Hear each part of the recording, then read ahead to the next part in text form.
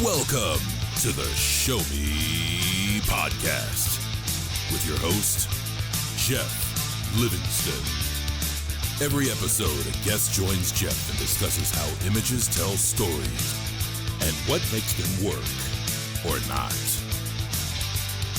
Hey everybody, this is Geoff Livingston, and please welcome to the show Noe Todorovich. Most people in this area in Washington, D.C. know her for running the Exposed DC exhibitions of the past few years, as well as the Crystal City Photo Walk. And she is also a fantastic photographer. She would call herself a lifestyle photographer, is that correct? I think so. I do a little bit of everything. I think you can get away with fine art if you want to. Haven't seen some of your work. But she is a fantastic photographer and also has a great eye and a good mind for it as well, and is clearly a judge and literally judges competitions. So it's really quite an honor to have her. And we're going to start off our episode by talking about actually a very famous person. And his name is Gordon Parks. He was an African-American photographer from the mid-20th century, but perhaps is most known for creating a film called Shaft, which is an epic film. Actually, I think there's a sequel coming out this summer, if I'm correct. I believe so. Yes. Obviously Shaft was the first film that set off the blaxploitation genre. And if you look back at Gordon Parks' career, it's no surprise because he was very involved with civil rights and documenting it perhaps before the movement really took off in the 60s. And so with that, we're going to talk about his photo, American Gothic.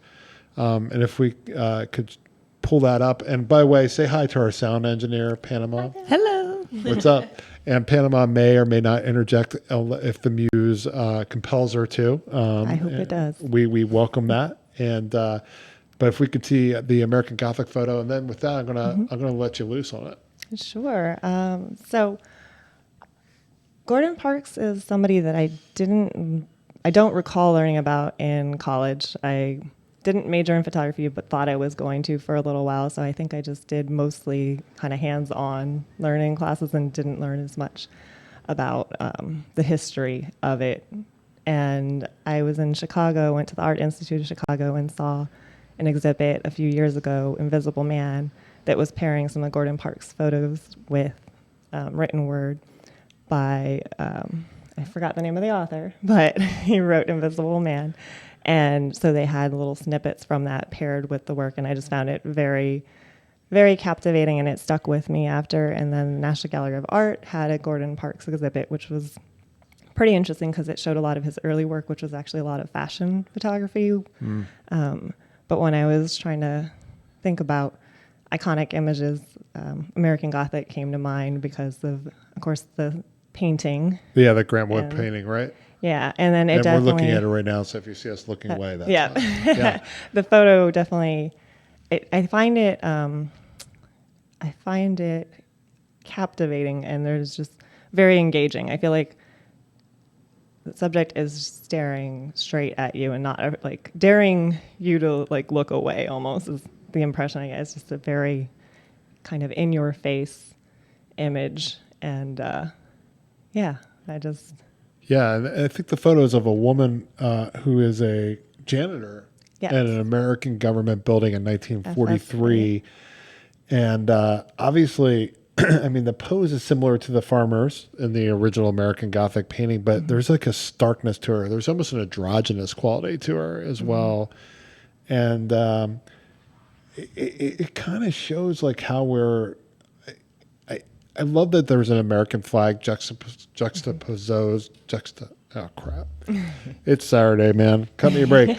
But anyway, that there's an American flag behind her and the composition there with the leading lines with the coming down right onto her. But it also shows like how stark we're kind of treating her in that era, right? She's behind the scenes. Here's a person that's very human with her glasses. The composition with also the light being very contrasty and all that, and it's definitely kind of a very intentional statement type of photo, correct? Yes, I think so. It's kind of funny because Gordon Parks later said that he didn't care for that particular image as much. I don't think it was that he disliked it necessarily, but he just felt that it was too posed and forced, or too strong of a statement, which is, I think, kind of funny and also apropos even in this day and age where that'll happen with me. I feel like if I share images on Instagram, a lot of times the ones that I love are the ones that don't get a lot of attention, and then there'll be one that I'm like, sure, whatever, I'll post this, and then it gets all of the traction, and you're just kind of like, well, okay. It's funny because Instagram always seems to be a theme in our show, and it's funny what the public will take, right? Or what they want and what we like, and they're often not the same. Nope. Why is that, do you think? I am not entirely sure. I think part of it is that as creators, we care about the intent and what it means to me, and the average person, the audience, is not going to care about that. So I think they're just attention spans of gnats. And so it's whatever catches their eye as they're scrolling through fanatically. Right. Yeah, you and I had a conversation about that with saturation, right? Yeah. Where we were talking about, like, if it's a picture of the city, then it better be saturated and overblown. The HDR look. Yeah, that whole faux kind of fantasy reality. Otherwise, they just kind of go, you know? So when you consider this photo, do you think it works? I mean, do you think it conveyed the message that he wanted to convey, which I think was like, hey, we're kind of held back here. You know, America is kind of taking the African-American person today in 1943 and literally keeping them in the back and treating them like crap. And, you know, they're your janitor and you never see them. I think so. I think it's also a conversation starter. Like, I think people can look at it and not interpret it differently, but they might take a certain path with the way they think about it that could vary from person to person. Because I think another thing that I see in that is its strength. Like, she seems very bright too, right? Very strong person. And then also class and society, as far as the people who do work, like janitors, that are often highly underappreciated and not often seen. You know, they're usually in the background or in the buildings after hours and stuff like that. Yeah, no. And I think also what struck me too was, like, when you consider his overall career arch, how it starts with this. Like, this was one of the very first works that he became known for, and it ended with this. This was authentic. Even though he didn't like how contrived it was, it was him, right? Yeah. I'd also recommend researching it a little bit more, and I'm going to do it myself as well, because he followed up with her to take more photos of her in her everyday life as well. So I'd be curious about those images, and then seeing if they feel more natural than this particularly posed image as well. There you go. All right. So we're going to talk a little bit about Exposed DC quite a bit. For people that are not in the area, can you tell them what Exposed DC is? Absolutely. So Exposed DC is a nonprofit that connects photographers of all levels with networking, mentorship, and exhibition opportunities. It was founded in 2006, originally part of DCS by Heather Goss. She saw all these amazing photos by local photographers and was just like, this is really good. More people should see this. And that was in the heyday of Flickr. A lot of Flickr. Friendships. What is Flickr? I know. A lot of amazing art was on Flickr photography, and also a lot of amazing friendships were formed. It was like what Twitter was in 2010. Right. Flickr was before that, with images in particular. 2005 through 2010. I kind of came in on the tail end of that. Right. So I can't remember which year specifically I found out about Exposed DC, but I submitted to the contest at least a year or two before I was selected. In 2015, I had one of my images selected, and that's how I kind of got involved and found out about Exposed DC, was through the photography contest they have every year. Is that the image with the woman with the newspaper? Yes. That is yours? If we can show that, I think we have that in the gallery. Thank you, Panama. Yeah, it took me a little while to find that one because it was a cell phone image, and I was on my way to work commuting, and I happened to look down, and I just really liked the contrast and the Metro composition shot, of it. Yep, Metro shot. Which station? Which station was that? I want to say it was Pentagon City, but I'm trying to remember if Pentagon City. I did live there. There you go. already. Wow.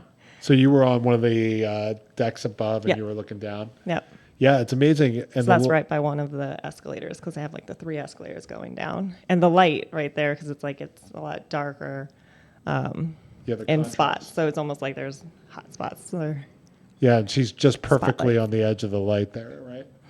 So you shot that with your iPhone? I did, and it was an old Get one. out of town! No way! It was. I know it was. I don't even remember because it was 2015. So I probably took that in like 2014. I'm trying to remember because the contest is the December. It opens the December before, so probably at 2014. Wow. So it was a older one. So I wish I had taken it with a different camera, but I was glad because as Chase Jarvis says, I believe the best camera is the one you have with you. Right. So, and that's one thing I also love about Exposed DC is there's no requirement for the level of photographer or like the device. Right. The main thing is it's photographers from the DC metro area and photos of the DC metro area. Right. And I think that's something fairly unique to Exposed DC. To have that focus, those two things. Right. And it's one of the things that I love about being in the city is that it's such a dynamic international city. There are worldly events that go on here, and I've definitely seen some of those captured in the exposition, particularly the year with the inauguration, which I think you ran that contest this year. I think that was right before I helped to judge that one, but it was right before I had taken over, I think. So how did you get involved? So in 2016, I had another photo that was in the show. It was a double, possibly triple exposure on medium format film from the beach exhibit at the National Building Museum. And that was the 10-year anniversary show, which was at the Carnegie Library. And I remember talking to Heather and James. Store. That's an Apple store. It's an Apple store now. Yes, it is. Boo. I think they're going to be doing a lot of really interesting programming and everything, though. So I'll be curious to see, and hopefully we'll be able to be part of that at some point as well, because the DC History organization has like a partnership, and I think they're in that building as well with the Apple Store. So there'll be some collaborations, and I think so. I'm excited to see. See, she is so much more savvy and politically grounded than I am, because I'm just like this troll, like, boo, Apple Store, Carnegie Library. I liked the way it looked before. I'd be curious to see. My friend is actually an architect, and he posted pictures before/during the renovations and after, and it was really cool to see. Oh, that's definitely awesome. So you ended up taking it, and let's show the photo with the classic DC view of the taken, I guess, up by the Netherlands Carillon, but the Lincoln fog. With the fog, and I guess the Capitol building and the Library of Congress in the backside on the right.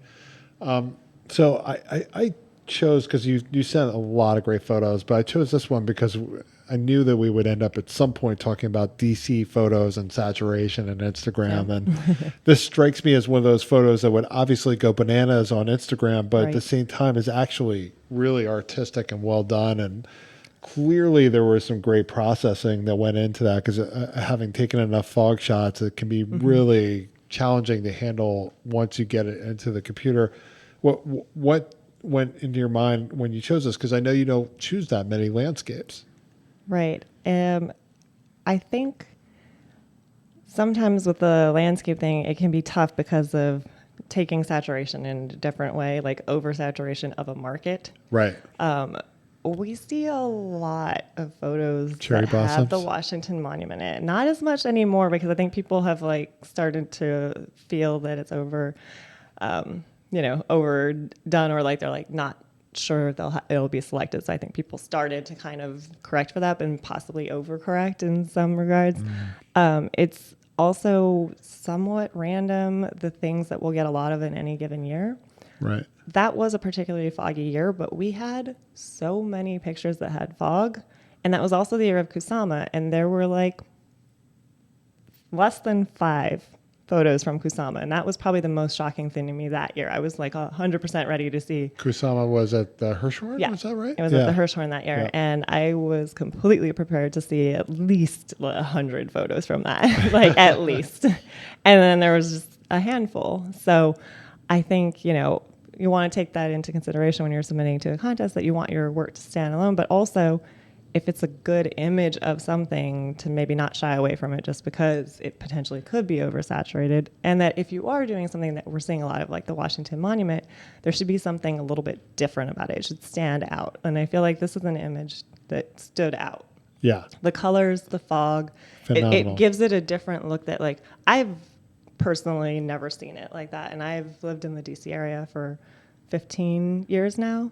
And so that's incredible to see something with a new kind of lens on it. Yeah, the Lincoln looks like it's almost like it's on fire. Like there's a smokestack coming out of it, right? It's pretty awesome. Clouds, the fog. Yeah, it's amazing. I really like time that. Of day. And sometimes those photos you see on Instagram are worth the like. They are. Let's go to this one with Mickey shot with the sailors. I guess it may be at Annapolis. I'm not sure. But it shows a bunch of naval cadets kind of having a good time together. And it just shows a very vibrant, joyful moment in time. Mm-hmm. And that was selected in the same show as was it this year's show? It was last year's. So both of those were from last year's show, the one that was at DuPont Underground. Okay, cool. Very cool. So these sailors here, and I love Mickey's work. I mean, Mickey is really, if there's anybody that shows evolution as a photographer, it's Mickey Jordan. My God, this guy is so sick now. Everything he posts is amazing. So it was just, it seemed like a natural to highlight him anyway. But tell me your thoughts on this one. I mean, in one word, it was joy. And when we saw that image, it's hard to look at it and not smile as well, or just feel it. It's like a contagious joy. And it actually reminds me of when I was in college and going to major in photography. I took one class that the professor was the most intimidating professor, and I respect her so much, but she thought it was a senior level class, and we were all like freshmen and sophomores, so she was really difficult on us until like 3/4 of the way through, when she's like, this is a senior level class, and we were like, not. And one of the first assignments in that class was capturing a moment.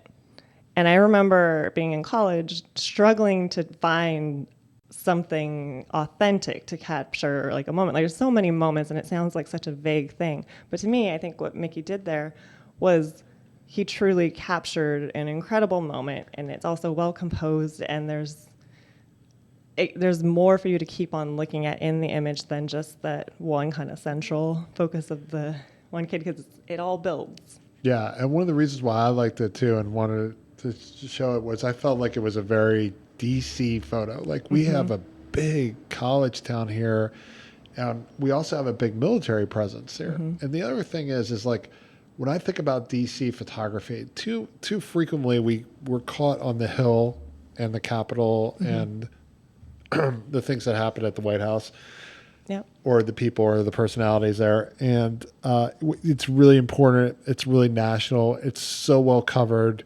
And, we've even had some of those photojournalists here, and we will continue to do that. But at the same time, the city is not that. Yeah. The city is much, much more than that. Yeah. And I felt like that photo really kind of captured the essence of like one of the brighter spots. Yeah. And we definitely try to do that each year when we're curating the Exposed DC annual photography show, as well as the Crystal City Photo Walk that you mentioned. We're trying to highlight different types of work. And it's Rolling Thunder. Yeah, right. This is the last Rolling Thunder, right? What time is that?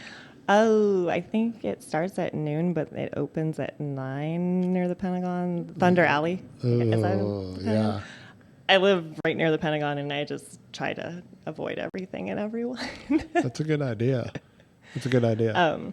So in Exposed DC, the annual show, and the Photo Walk, any of the exhibits, we try to make sure that we have a good representation of DC beyond just, the political and the tourists. So there might be monuments and memorials and stuff like that, and street, and also just life in the everyday, right? Like there are sometimes abstract photos. Like this last one, there was a Best in Show winner by Jean-Pierre, and he had it was ice formations underneath the Key Bridge. Wow. And it was just black and white, and it was very, very abstract, but it was just beautiful tonality. So, you know, there's no limit on the potential content that's included, but we try to make sure that when we curate it, it comes together as a whole, as a cohesive show to show what it's like to live in DC. I was like, show and show. I can't think of another word. Illustrate. Right. To illustrate. Yes. What it's like when you live and work and play in DC. 100%. So now that I've bashed presidential photography, let's talk about Noe's photography. Let's talk about this President Obama photo at 1776. But I actually chose it because I really like the photo, but people that live in DC know 1776 because it's like the top incubator for startups in the area. And so I thought it was a great photo. It was an inherently DC photo, actually. And Obama always liked showing up in local places. So I wanted to ask you, like, what was it like photographing the president? It was incredible and intimidating and surprising. So that happened, I think, within a couple of months, definitely within the first year of my going freelance full time. So I quit my job in May 2014, and I forgot to double check the timestamp on like when that happened. But I remember I was asleep in bed, and my friend who worked at 1776 called me in the morning. I answered the phone, and she was like, "Hey, can you get here by like 10:30? It was basically like an hour and 20 minutes from like when she called. And she said the president is coming for a visit. Like we just found out, and we would love to get some photos. And I said, okay. And then I hung up, and then I was like the president? Or like, well, whatever it is, I'll just get my stuff ready. Okay, here's the question we all want to know. Shower or no shower?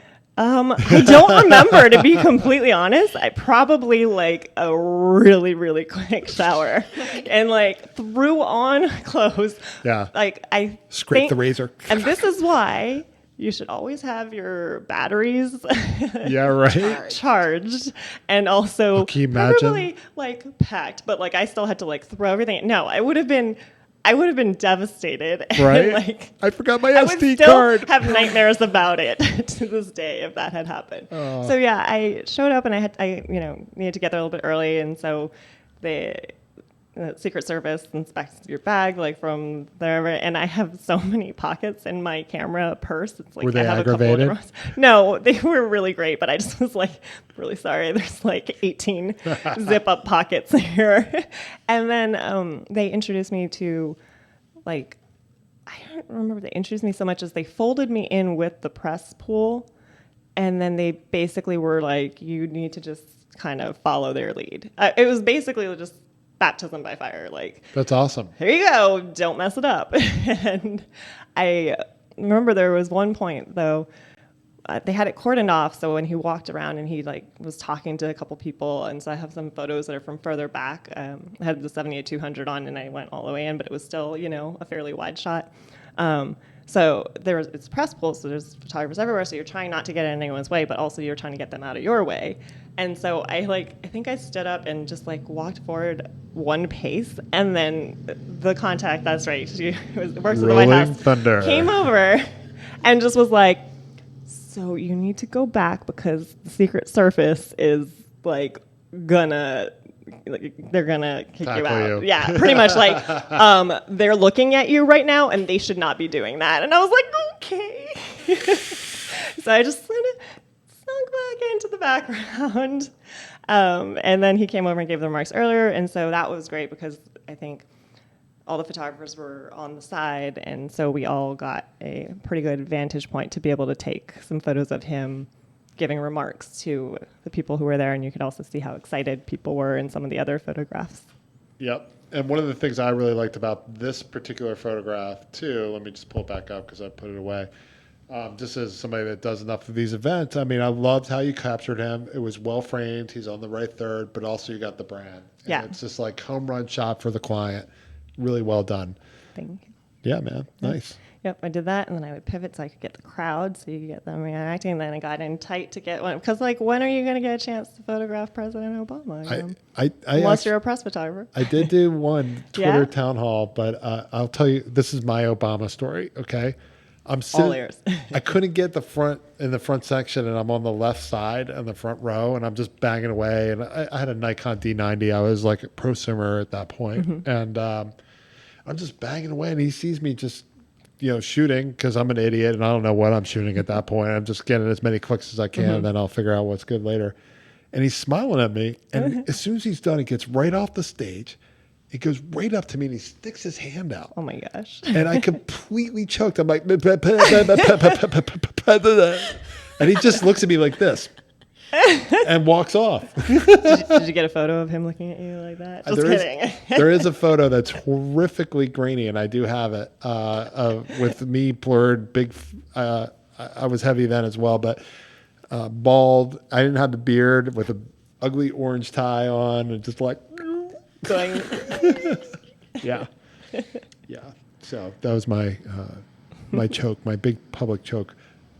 But anyway, enough about me. Back to you, Noe.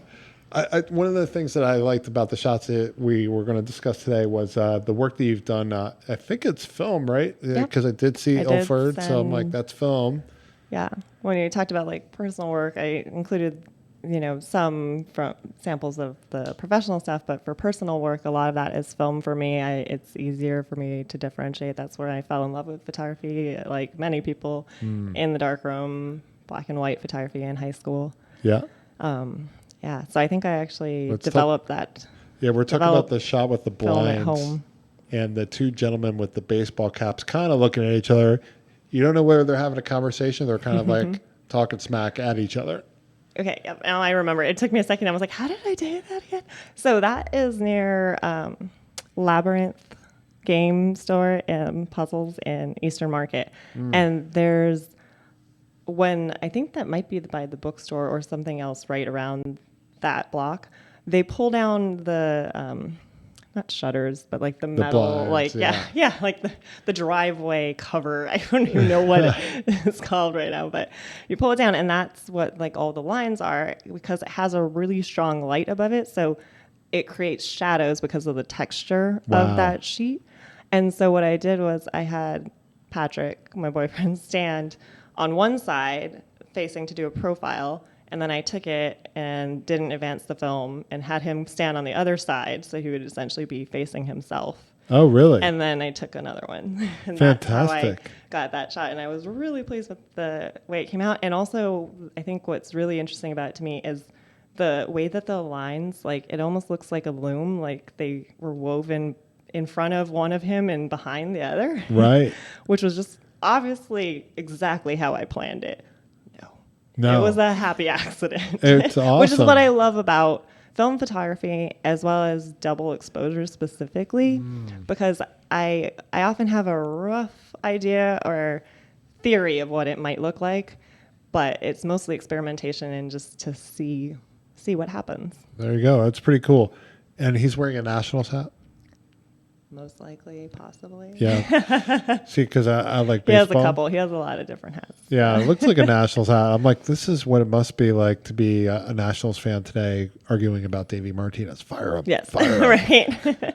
Okay, let's pull up another film shot. I think this one is more of a natural shot. It looks like it's a couple images superimposed on top of each other. That's another double exposure. There you go. Double. I'm smart like that. I think it's double. So that was taken on Kauai when I was traveling with my dad. So my family is from Oahu. I was born and raised there, and it can be tough to get to other islands. Sure. I went a couple times like growing up, but mostly it's if somebody is visiting from out of town. But my dad and we decided to take a little trip. It was like 24 hours maybe. Like we stayed there one night. We just flew over, stayed there one night, did a bunch of stuff, and then came back. And so that was, I think, at the Airbnb, which is like a condo hotel thing. So I took a picture of a hibiscus flower first, I think. And then I took a picture with the sun behind the palm trees because I just thought it might be interesting to see how that would turn out. I actually was fairly skeptical. I thought it might not work, but I was pleasantly surprised what I got. Looks great. Sometimes I cheat a little bit to get a preview, and I'll use like Hipstamatic or Snapseed on my phone to mock up the double exposure just to get a rough idea. Pro tip, folks.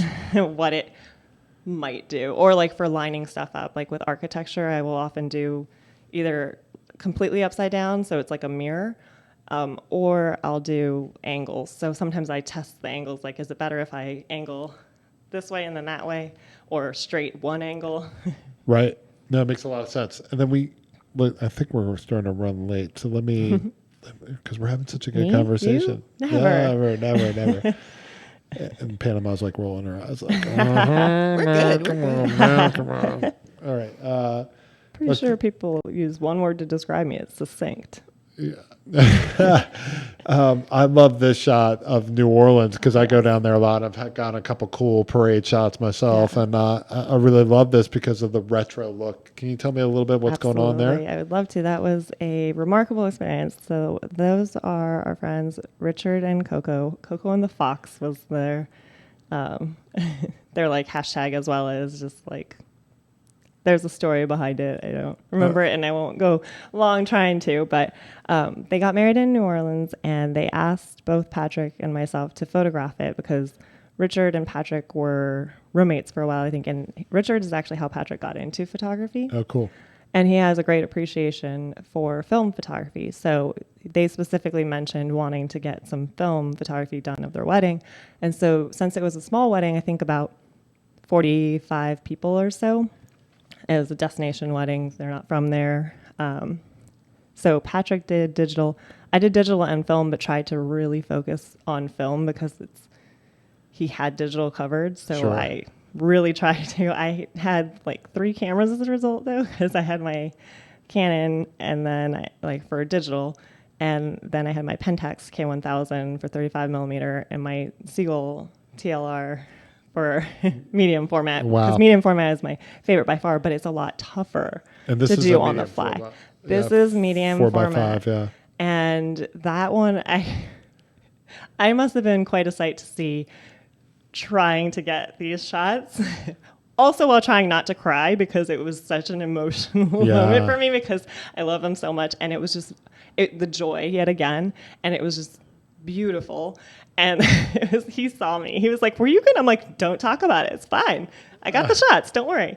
But I was running ahead. And I think what I did was essentially, I think I must have done the zone metering. Like, I'm going to set this for 10 yards away, and then just try to keep that distance and just pray it's actually going to be in focus. Also, F22 as high as I can go to give me as much room for error. And it was midday and it was bright.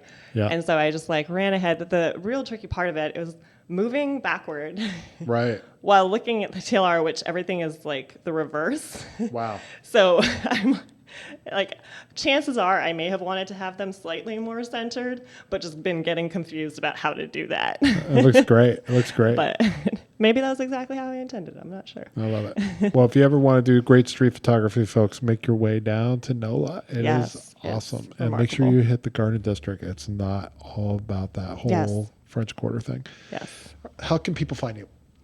Noe Todorovich on most of the things. So Twitter, Instagram. I am still on Flickr. Don't use it, but I'm there.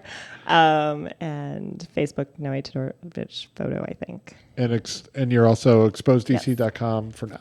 Exposeddc.com. For the and foreseeable future, yes. For Instagram, exposed_DC is the only tricky one, but Twitter is just exposeddc. There you go. All right. With that, folks, thank you. And please do follow Noe. Thanks, Jeff. Thanks for listening to the Show Me podcast with Geoff Livingston.